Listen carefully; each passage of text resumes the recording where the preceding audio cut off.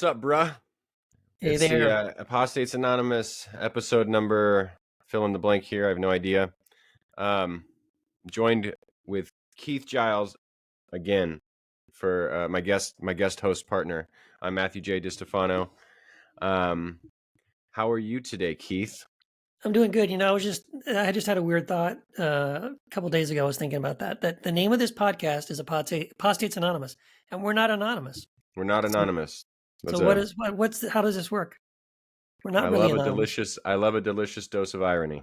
Okay, there you go. That's what it's all about. Yes, in Heretic Happy Hour, we're not technically saying that we really are heretics, although maybe we are.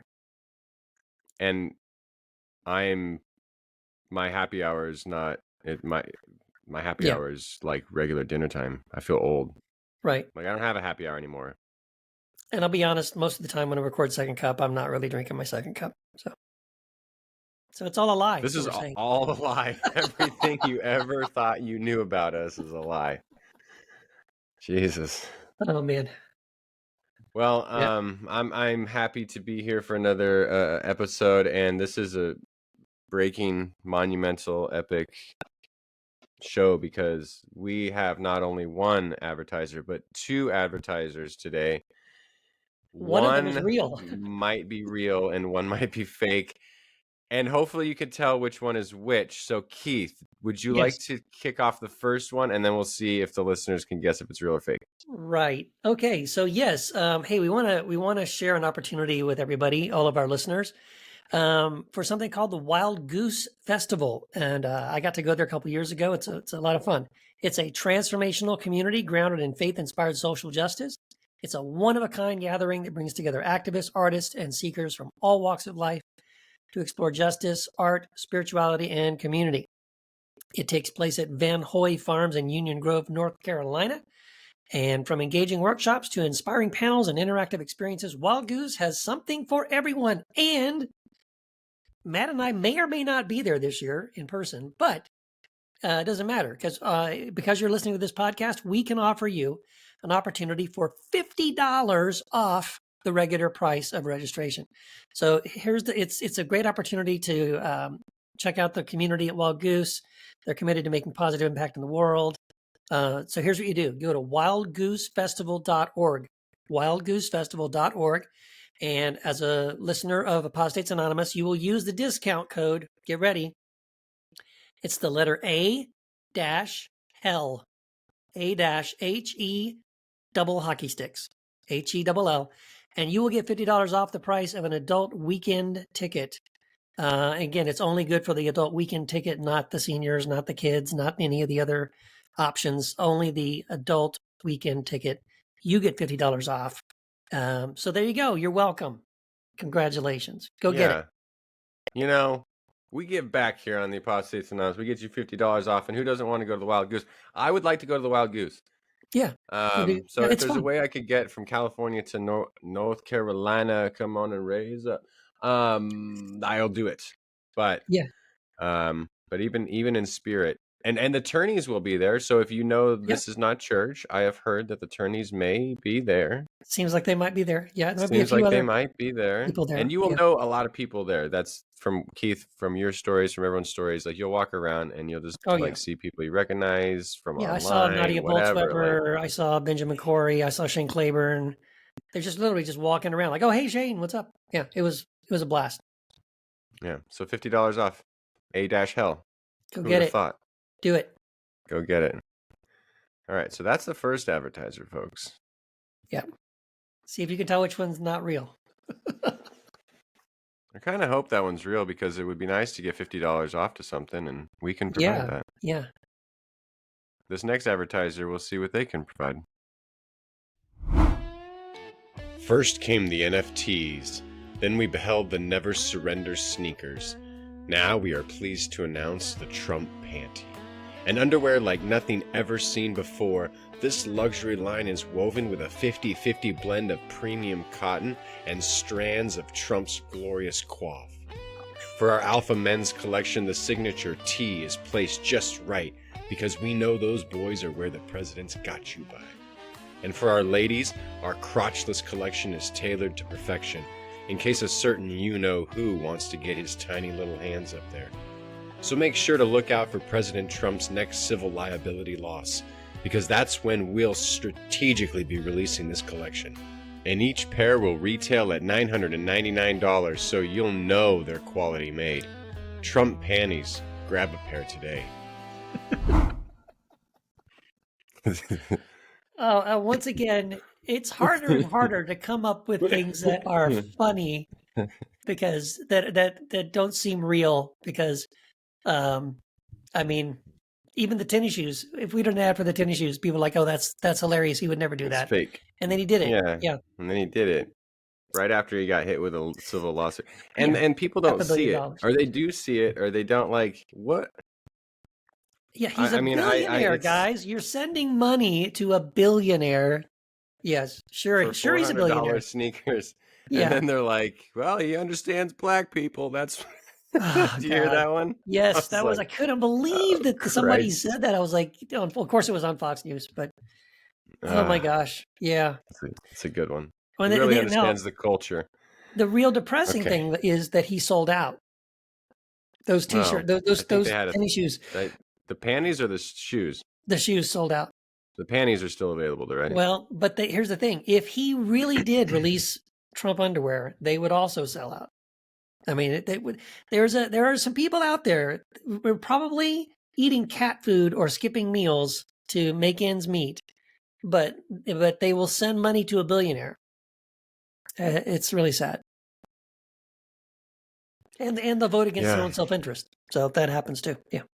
No, that's what I put. I had a TikTok video have some pretty decent traction, and I don't look at the comments for more than a second because TikTok's about as bad as Twitter. It's pretty bad. Yeah.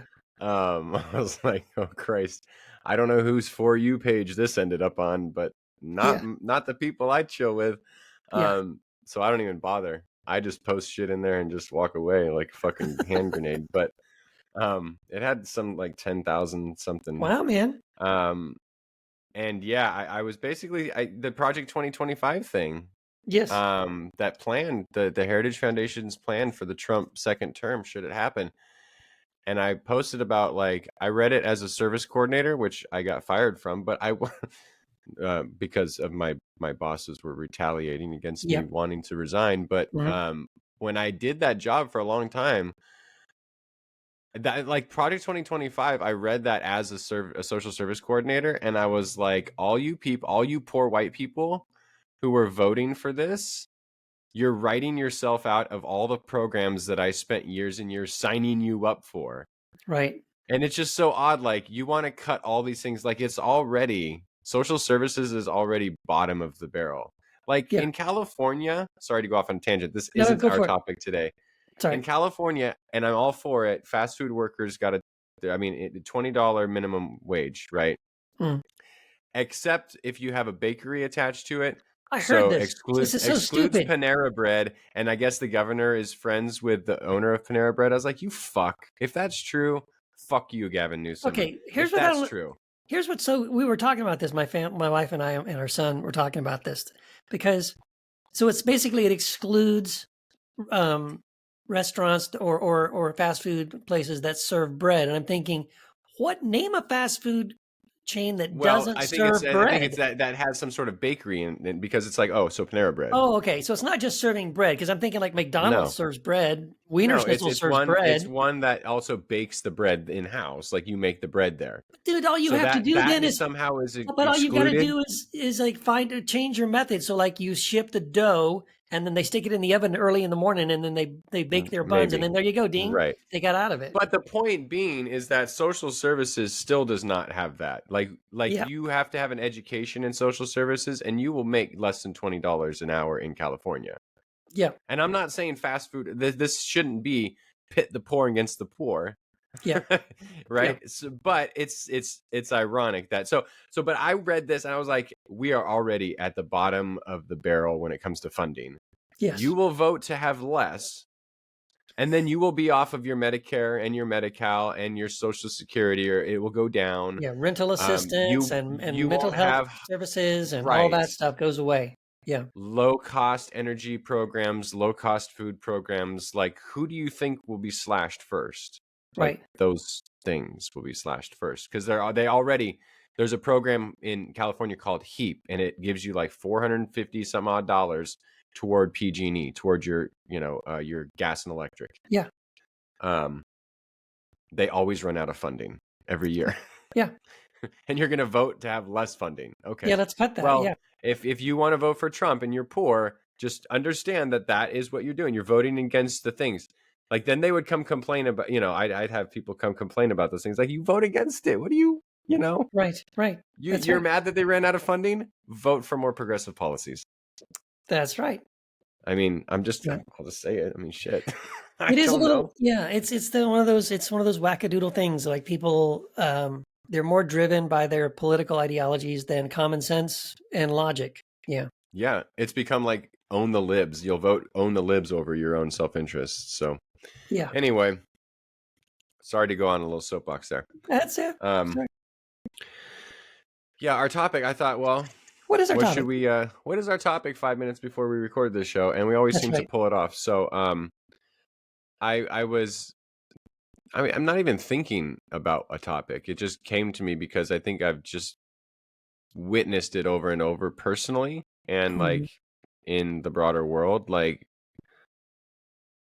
people who are deconstructing are not being listened to by the people who refuse to acknowledge the reality of deconstruction or the reality that's happening. You don't have to agree with the theological things we're deconstructing, but acknowledge that it's happening to us. And I feel like the personal cost of deconstruction is not being acknowledged by people who aren't deconstructing.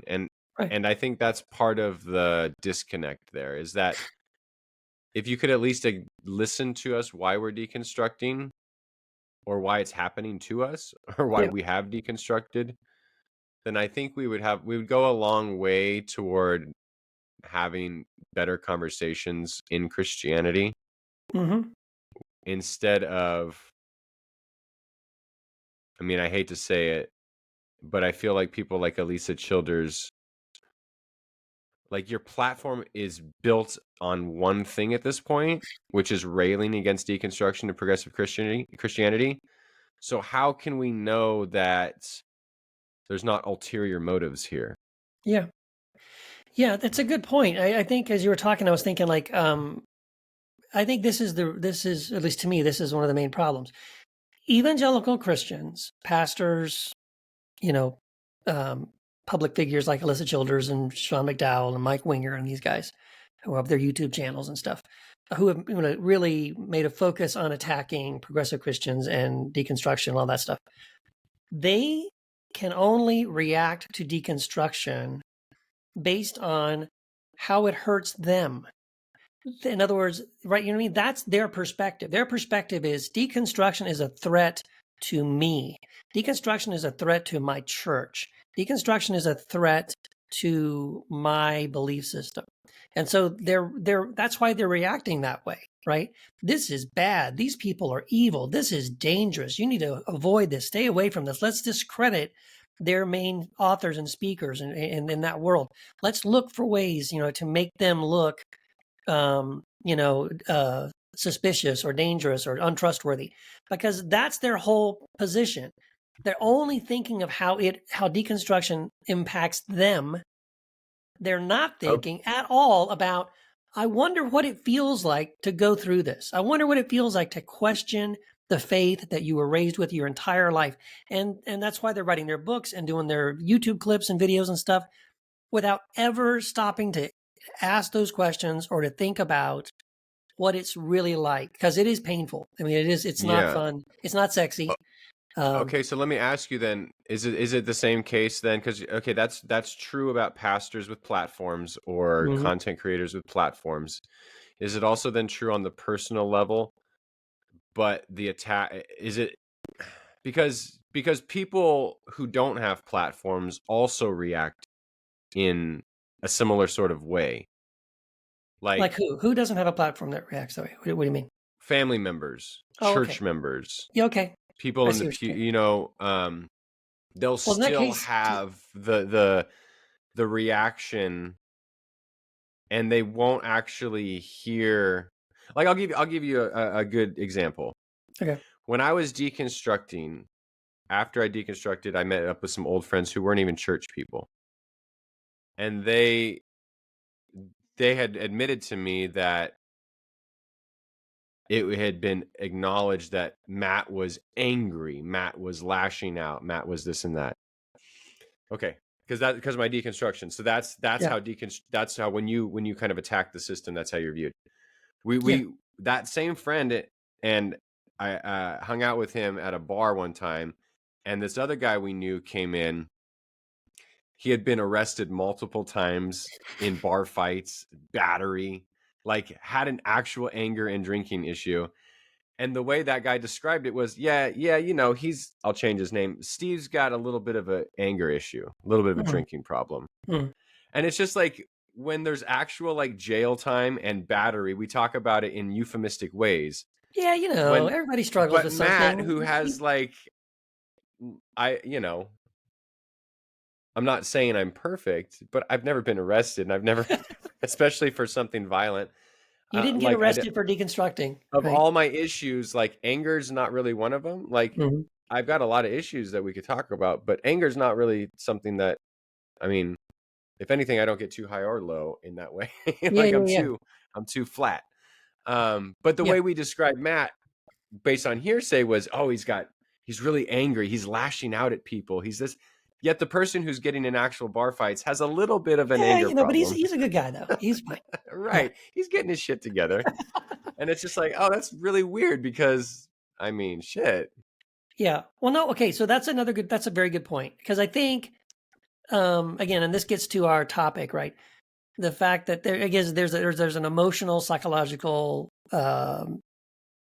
cost to going through deconstruction, and it is the loss of what I call it is your support system, right? And when you go through any other kind of trauma in your life, right? You have a divorce, you lose your job, a family member dies, something really painful and difficult.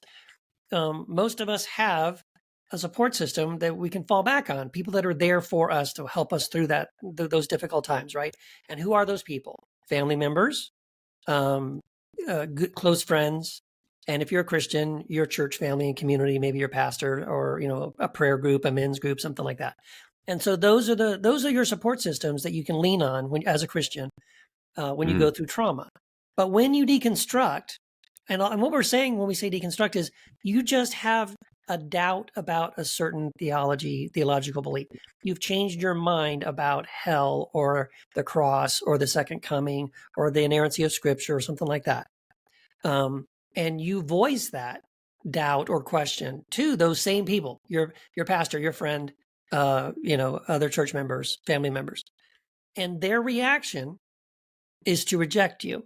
So now, it's bad enough you're experiencing this psychological, emotional trauma of questioning your identity and your faith and your belief system, and that's painful enough.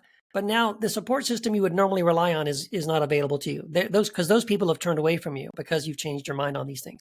And so why did they react that way? Right? That's your question. Like why? So again, like your mom or your dad or your brother or sister or the guy at church that you're close to and friends with, or even your pastor. Well, your pastor, we understand, but the family member and the close friends, why do they reject you when you have a change of belief? I think it's because again, I think they still feel threatened. I think most people, if you've been a Christian for any length of time, you've had those questions, you've had those doubts, but I think most people just kind of push them aside and they push them down, right? They ignore it. I'm not going to think about that. Oh, I'm not going to go there, right? Because they sense this is a little dangerous. This is a little scary. And so now when someone close to them that they care about and respect and love, you're like really wide open and vocal about it. And you've maybe even gone as far as to say, I reject that belief system. You're a threat to them. It scares them, right? Because maybe that's going to happen to me and I don't want that, right? So they're pushing you away. And I think it's because I'd say that's one reason. I think the other reason is frankly, I think Christianity conditions us and programs us to do that. We are conditioned and programmed to reject false teaching, right? To reject someone is speaking heresy, right? Oh, we have to reject those people. We have to turn away from those people. We're told to do that. It's like a cult. But listen, think of it like someone who's in a Jehovah's Witness or the Mormons or the Moonies or just any kind of like a controlling kind of a cult system. They all do the same thing. Don't read these books. Don't listen to people who say this. If someone gives you this information, don't even take it from them. Don't even take it out of their hand. I'm convinced there is most modern evangelicalism is way closer to a traditional cult. I agree. That a cult like on Time Suck that Dan Cummins talks about cults. Like, yeah, it is certainly on a spectrum, and it's a first or second cousin. It's not a stranger. I mean, evangelicalism and straight up cult, they are dangerously close in methodology. It's a difference in degree, not in kind. Yes. I wrote a blog post about this a while back, and I just pulled it up. It's called "Escaping the Evangelical Cult." And this actually came out of some conversations I was having with people in the Square 1 and 2 groups. And one of the ladies in the group had come across this guy. His name is Steve Hassan. And he created something called the Freedom of Mind Resource Center. He used to be in a cult. I think he was in the Moonies, something like that. And had his family literally abducted him out of the cult, had someone lock him in a room for like 3 days, and had to be deprogrammed until he woke up and realized, oh my gosh, yes, I'm in this cult. And so now, fast forward several years later, he created this resource center called the Freedom of Mind, and he came up with what he calls the BITE model. And it's how you can tell if something is a cult or not, right? And so BITE stands for behavior, information, thought, and emotional control. And so in the blog post, I just grabbed one of those, like behavior control. He has a bullet list. And I was reading through it. I'm like, some of these things in the bullet list sound like my evangelical background, right? So things like regulate the individual's physical reality, dictate where, how, and with whom the member lives and associates or isolates, when, how, and with whom the member has sex, control be equally clothing. Yoked. Yes, control types of clothing and hairstyles, regulate diet. That includes fasting, financial exploitation, manipulation, or dependence. Once a year, at least, you're going to get a sermon on tithing, right? Rewards and punishments used to modify behaviors, positive and negative. Discourage individualism. Encourage groupthink. Don't trust your own thoughts, right? On and on. Like all of these things wretched worm. Yeah, exactly. All of these things. I'm like, well, dude, I got all of that out of evangelicalism, right? And then things like that's what I'm saying. Control, it's a difference in degree, not in kind. That's right. They may not all of those things are true. You could read Linda K. Klein. You could read Nadia Bolz-Weber, especially for women. Look at, especially towards women, it's very culty. Yes. You dress like this. You have sex like this. Yes. You don't do it like this. Yep. And down the list, you cover up because this and that, and you date this person, not that person.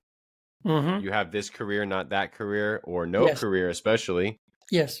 Because women should be in the home and down the line, and you're like, oh, what is the fundamental difference? Then you get to the leaders. Is there celebrity pastor worship praise in America in evangelicalism, in Western evangelicalism?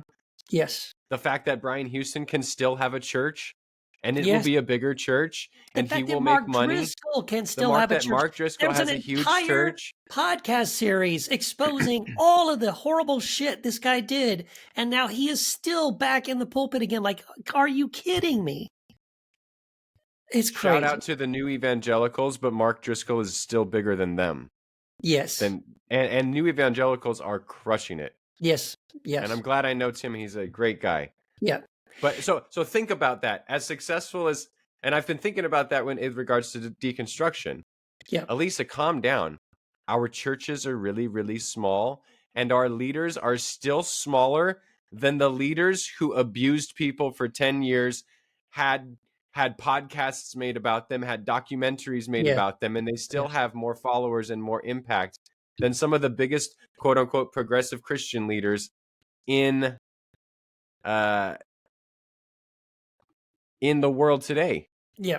No, exactly. He said that's a great point too, right? We did this whole series at Heretic Happy Hour about, in fact, there are so many of them. You could almost do a years long podcast if all you did was watch documentaries exposing conservative Christian pastors and movements that ended up abusing people sexually, emotionally, psychologically, or all of the above.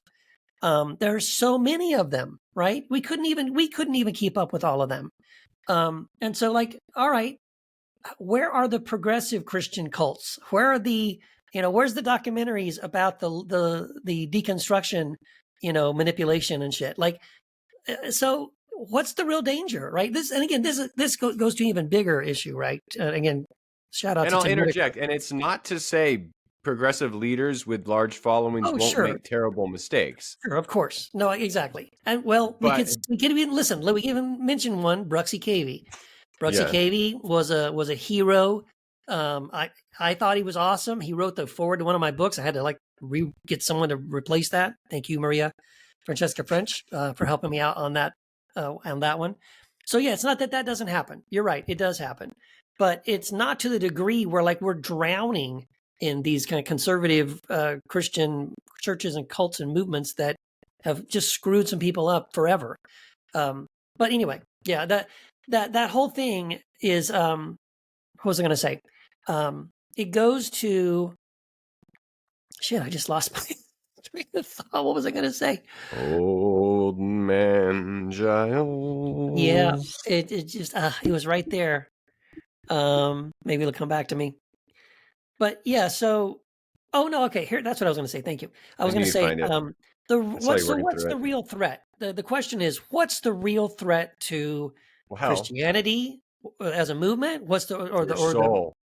They're really is concerned about our soul. yeah, is it Richard Rohr? Or is it all these Christian nationalists who want to create a theocracy, who have a bunch of guns who want to overthrow the government, right? I'm sorry, the real danger in America are all these white guys with guns who have walked into gay clubs and bars, who have shot up schools or synagogues or whatever. Like, there are more conservative American white nationalist terrorists out there than there are any, so what's the real danger? Like, this is what drives me crazy. So here's Sean McDowell, here's Alyssa Childers, here's Mike Winger, here's all these guys. They're writing books, they're doing videos constantly. They have thousands of followers. They're screaming and yelling about the big danger, the big threat to America, to Christianity in America, or just America in general. And they're saying the big danger is deconstruction. Really? The UCC church that can't stay in business because Yeah. they only have 9 members Yeah. of people who are It's- like, well, maybe the Bible's not the word of God. Yeah, Richard Let's go Rohr join a UCC church. Yeah, Richard Rohr and Peter Enns, those are the real scary people we Right. should be afraid Yeah, of. it's Really? amazing. I mean, that's a good point. Like, it's amazing how, like, if you had to break up everyone's content, and you're like, if you had to break it down to one topic, what was the topic that they spent 1 hour? Yeah. You add up all the hours. You Yeah. would think people who are deconstructing are decapitating babies and driving cars through crowds of people. Like this, we got to talk about it all the time. This is the number one danger to, it's like, but it's like, do you live in the real world? It's like when Nikki Haley, I think, said the number one women's issue is trans athletes. Right. I was like, even if I was transphobic and a conservative, I would say, oh, well, maybe not number one. I can think Like, of maybe a few more. I know I'm isolated as a 40-something-year-old man who, works now in his home office. So I'm a little disconnected from the world. But I don't know a trans athlete where I have to worry how my daughter is going to compete against them. I know that may be an issue for some people, but it can't be number one. Like, how disconnected? I mean, so Elisa, aren't you more concerned about Christian nationalism and like aligning with kind of the same things as like Nazi ideology? And I don't say that to be inflammatory. I mean It's it the quite truth. literally. Yes, very, very true. Well, Like, here's my theory on that, because I think that's exactly it. I think it's the reason why, again, shout out to Tim Whitaker. Tim Whitaker interviewed Sean McDowell, and he brought he's that up. one of the only ones who has made any sort of headway Yeah. into these Yeah, people's spaces. Sean actually did a show with him. So, and thank you, I Sean, for know. being willing And to talk Brandon to Robertson, I somebody. think, did too. So also Yeah, shout out to that's Brandon right. Robertson. That's right. And so, And I guess semi shout out to Sean for hosting some yeah, progressive no, I was going to say, sometimes. I'd give a shout out to Sean, because at least he's the only one that I know of who is at least willing to have some conversations with some people that disagree with him. So I appreciate at least that he allows that to happen. But on that interview that Tim did with Sean asked him point blank, Sean, what do you think is the greatest threat? And he said, it's deconstruction, all this bullshit. And then Tim said, well, Sean said that? That's the yeah, greatest threat to what? Christianity? yeah. And so Tim said, well, it's funny you say that, because like I would say, if you ask me that question, that the biggest threat is Christian nationalism and theocracy and and that kind of thing. And don't you think that's a problem? And Sean's reaction was, well, it's a fringe thing. There's just a small group. I don't see this as really, being a major. I'm like, Wow. dude, what the hell is wrong? What? But why? How is Okay. it? How is it fringe, bro? Like, I have a No, it's Patreon. yeah, I yeah, have a substitute teach. We're fringe as fuck. yes, Come yeah. I on, know. man. Like there are members of Congress called Marjorie Green and Yeah, Lauren Boebert and yes. Matt Gaetz. Like And the Speaker of the freaking House, and the Mike Speaker of Johnson. the motherfucking House. Yes. And you talk about fringe Christianity. I've seen the numbers, bro. Yeah. I've seen your churches. Yes. These Yes. are mega church pastors. These are mega podcasts. Yes. Yes. Even our biggest podcasts do not even. I know the analytics. They right. do Well, not come close to the biggest this is evangelical why. fringe. Yeah, the closest I think we could say we come is if maybe if you took all of the podcasts in our Choircast network and combined the numbers together, maybe. But even then, we're not close, right? There's it's not even close. Anyway, but here's my theory though. The reason why I think one of the reasons why Sean and Alyssa and these other people, the reason why they don't prioritize Christian nationalism as a threat is because I think subconsciously they know that if those people took political power, if they took the White House, if they took Congress, if they took, well, they already have, they've pretty much halfway taken They got the Congress, Speaker of the House, and they've got the Supreme Court, right? They got the majority of the and Supreme Court. let's talk about Clarence Thomas. My But God. okay, but here's my point I want to make. What they know is that if those people did take power, it wouldn't threaten Sean. It wouldn't affect their life at all. In fact, it might make their lives a little better, because Yeah, what that's going to of course. do is basically make it illegal to disagree with Sean or Alyssa. It's going to make it illegal for someone to That's a put good out a book, point. to publish a book, or have a YouTube channel, right? That's popular, that challenge their beliefs. So that's why they don't do it as a threat. That's a good point. Like you got to say, I would love to say that to Sean. Hey, as fringe as these people are, y'all agree theologically. That's right. They have a hardcore way of going about it, and you're a little more gracious, right? That's right. I'll say you're a lot more gracious than a Marjorie Taylor Greene, I'm sure, or these Right. fringe. So, yeah. But they're not. But let's at the end of the day, the reason maybe you don't go after them is because you all agree. Yes, and he has more to lose, right? I don't want to just pick on Sean, but I think all of them doing those kinds of things, whether they have a radio show or a podcast or they're writing books or whatever, or pastoring churches. Because you've built your whole platform on a certain type of doctrinal certainty, rather than at least people like us.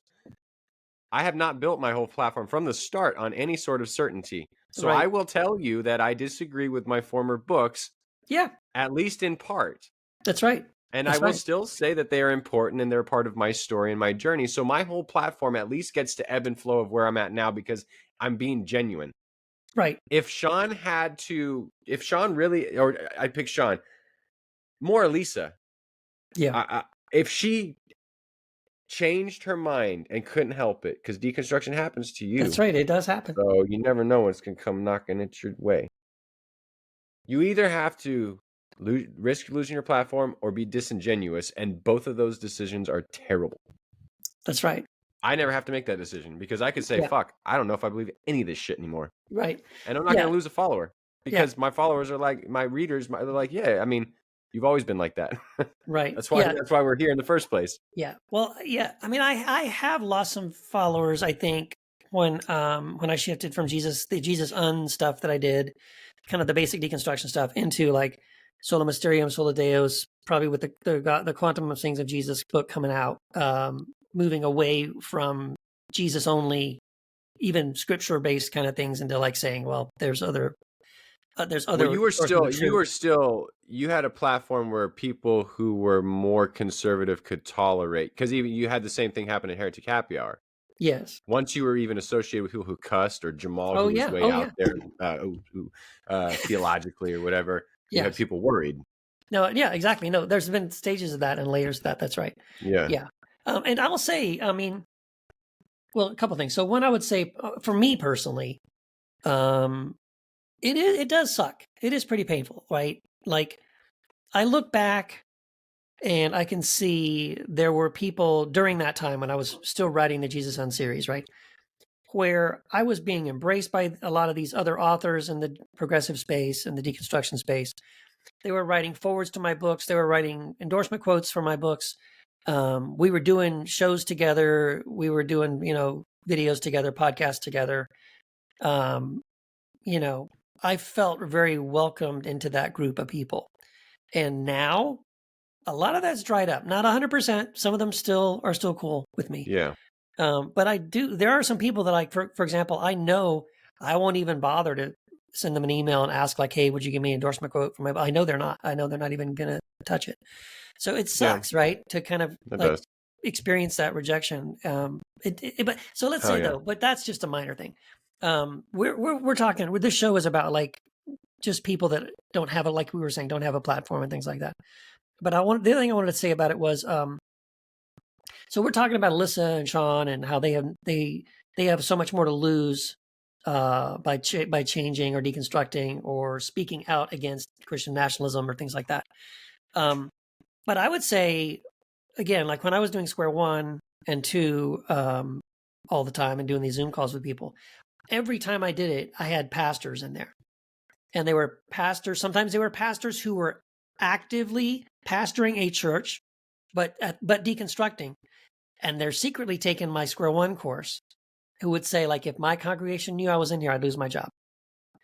So that's also a level of pain and anxiety, right? Because like you were saying a second ago, you have a choice.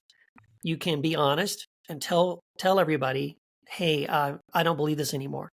Well, you might lose your job, and now your wife and your kids, who are looking to you to provide for them financially, you just screwed your whole family by coming out and telling the truth. Yeah. Or you kind of fake it, right? And I've talked to pastors who do both. And some of them, there's a third option, which is to try to sort of gently and slowly, carefully, just sort of change the temperature. Maybe I can preach a sermon series about the Bible, or preach a sermon series about hell, and maybe kind of change some people's minds. But that usually doesn't work, because the people that It are, just kicks the can down the road. Eventually, you're going to be knocking you're gonna some have to, shit over. you got to pull off the Band-Aid at some point. And what happens? At some point, you're just, well, eventually, I just pull it a little bit. I'll never feel it. Yeah, you'll feel it eventually. Yeah. Yeah, you're just prolonging the pain. And then what I always tell pastors in those situations is, the people that are in your church now are there because you're not teaching something that challenges that. And in other words, they're there because they like what they think it is and what they think you believe. And so once you start changing it, that's not what they're there. They're going to leave, or if they have the power to, depending on your church structure, they'll vote you out. They'll fire you. So, I mean, those are your options. It's very, very difficult. So it's painful, again, on all levels. It's painful on all levels. And that's why I didn't even build a platform on purpose, but all of my pain and deconstruction was personal. And the only thing I was a worship leader, assistant leader, and things like that. But I lost all those friends, and I lost all that church, and I've lost family, and continue to kind of like even when you don't lose family, it just, it becomes a situation where there's no connection any longer. Like the things I'm experiencing in my life, like the things I'm dealing with, the way I think about things. If you haven't gone through some sort of, or are going through some sort of deconstruction, and I use that term right now really broadly or loosely, some sort of challenge to your structures, some sort of challenge to your faith, Yeah. then I don't even know what we can connect on any longer. Yeah. Like it becomes hard because you're still stuck in that rigid system that I'm just so, if it's a church system, it's just that's your world still. That's the way you think. Like I'm Yes. just, I Yeah. don't know. It's a painful process, and it took a long time. It was, for Wendy and I and our family, A first we were in decade, a I'd say. church. We were in a church. We walked away from that church. We started a house church.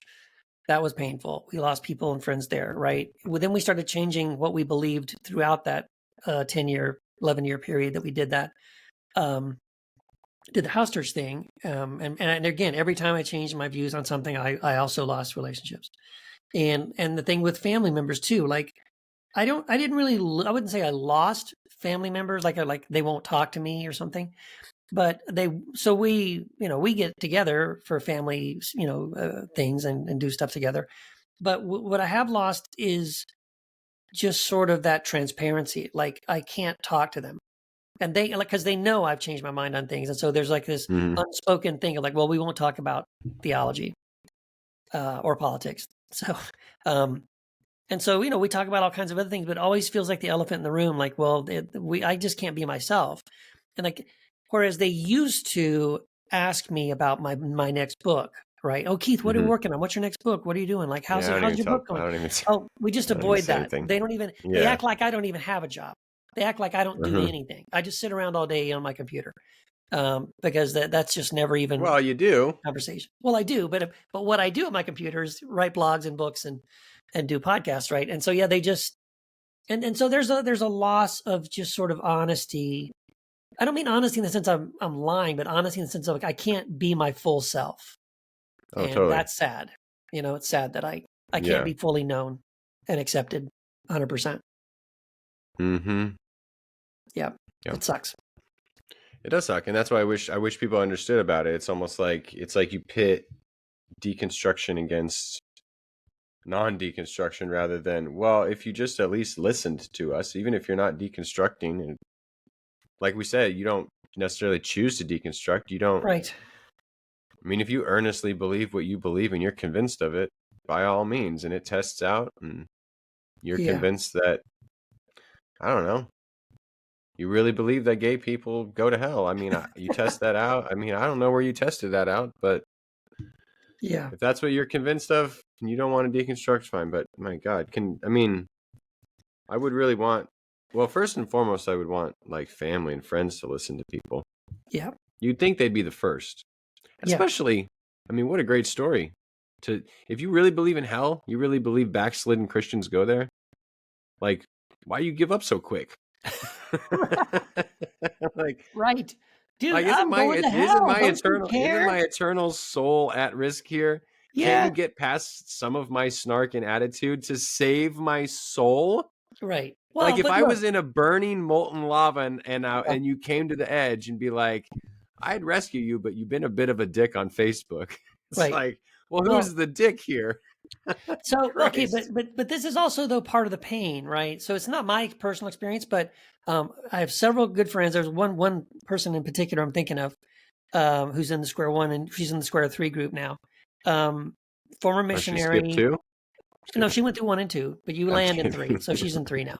And her family were missionaries. Her wider family, mom and dad and brothers and sisters, were also all missionaries and pastors and things like that. And so now that she's deconstructed, they are relentless. Like she cannot talk to her brother or her dad or her sisters or anybody without them constantly read this, watch this video with Alyssa Childers, listen to this Mark Driscoll Oh, sermon. wow. You got to That read sounds this. exhausting, though, too.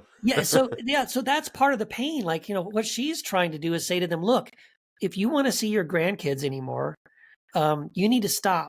You need to just love me for who I am, even if I never agree with you on theology. Or I have to just draw the line and say we can't have connection. We can't be in relationship because they have made it so toxic, right? They've made it only about her agreement on those doctrines. And if she doesn't agree, they can't accept her. They can't just relax and say, pass the dinner rolls, or let's talk Yeah. about life. Like they can't just drop it. So that's Yeah. also part of what makes it really painful for them. Like in my That's it. experience, okay, yeah, I can't talk about it, but that's better. At least I can talk to them. I can have a relationship with them on some level, without it being something, stressful and argumentative. But it's even worse when it's Well, like, again, no, that's where in both situations, relationship is put secondary right. That's right. by by it's so in like the situation where they don't want to talk to you anymore. Well, obviously the relationship was contingent on our like-minded beliefs That's because right. that went away, so the relationship went away ipso facto. Yep. But the other one doesn't put the relationship first because it's then just about you better agree with me. You That's better right. Yeah. believe like me, or you're going to hell, or you're going to burn, or God's going to get you, or whatever. Right. And that's not okay. So our relationship it'll be okay once I come back. Right. That's what the relationship hinges Right. on again. And So some people again, the pretend. actual relationality Yeah. is second. Some people Yeah. pretend. Some Yeah. people will say like, so that's what you're saying. And I understand the message you're sending. So I'm just going to nod my head and smile and pretend that I agree with you when you talk about all that shit. I'm too old for that shit. Yeah. No, I don't, I don't got I time for it. can't do that. I can't keep my mouth shut. I've tried to play nice and stuff, and I even got to the point where I even texted this to my brother. I was like, I'm not gonna play nice about it anymore. Like I was like, the last time we talked, you made an analogy about being gay to my daughter my 18-year-old daughter, like having an 85-year-old boyfriend. So Uh-huh. like you're doing that whole analogy of like, well, what's next? Pedophilia? Right. Yeah. And unless we address that and we do like a 2 to 3 hour conversation about this, Yeah. I'm not agreeing to disagree on this any longer. No, I I don't have agree. time for There's that certain shit. things, yes. Certain That's things it. like that, I Yeah. agree. Where I don't, that's a non-negotiable for me. Like honestly, I don't give a shit if you think the Bible is the inerrant, infallible word of God. I don't care if you think Jesus is coming Don't back care. tomorrow. I don't care if you think Jesus was the ultimate sacrifice and God needed blood so He could love and forgive us. I don't think that's right. I disagree with it for many reasons. But I whatever. might make fun of it, but Yeah, but I can, but I can hang out with you and talk with you and say, yeah, whatever. But the thing about thinking that being gay or trans or intersex or queer or anything is it's an abomination, it's a sin, and all that stuff, and it's going to send you to hell. yeah. Okay, that pisses me off because I love people. I have friends and family members who are gay, and trans and all that, and I'm like, nope. Um, uh, we need to talk. That is an issue that we need to get over and get beyond, or I don't think I can be in a relationship with you. I just can't be in Yeah, connection with you because it's it destructive. becomes like, and I know we're about to land here, but it becomes so absurd when you hear them talk about how they can't. And I used to try to, being bi, I would try to rationalize it in my head how I can love myself while also not accepting a part of myself. Yes. But what I'd like to ask them if they'd actually listen is like, okay, listen to the way you're talking about being gay. Just being Yeah. gay. Like you would really have the same questions as if your kid came home with an elderly man. I don't think you would, but Right. Right. but okay. Now, okay, let's just swap out, oh, I don't know, black or Yeah. or Mexican for gay, right? Like we Yeah. just swap out, we have the same conversation, but we just swap out the person that is either getting married, your son or whatever. Instead of a gay guy, it's Yeah. a Mexican. Now, Or a black person. now, now come at me with the same questions Yeah. and Yes. then read it back to yourself and realize how racist you are. Okay, Right. so why are you then now not a homophobic bigot? If you right? If Yeah. you swap Yeah. out just who the people are and you have the same, well, we love who they are, but they better not touch each other. Yeah. Well, okay, we love who they are, but they better not marry one of the black people. Okay, so one's racist, agreed.